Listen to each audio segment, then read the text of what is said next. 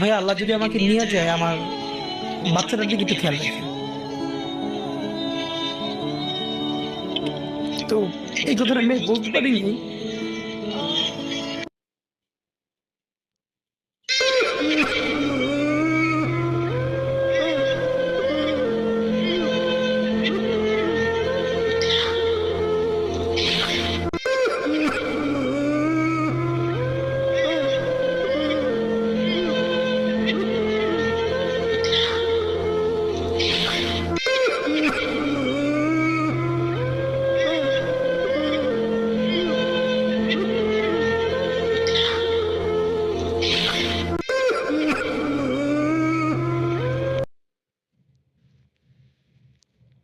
একটা আল্লাহর কাছে ভীষণ সন্তুষ্টি নিয়ে পৌঁছতে চাই যে আমি একটা ন্যূনতম ওই জীবনটা লিড করতে পারলাম, যে আমি একটা ইনসাফের হাসি নিয়ে আমি আমার আল্লাহর কাছে পৌঁছতে চাই। হায়াত মৌতের মালিক আল্লাহ, ন্যূনতম সিকিউরিটি নিয়ে চলাও হলো সুন্নাহ।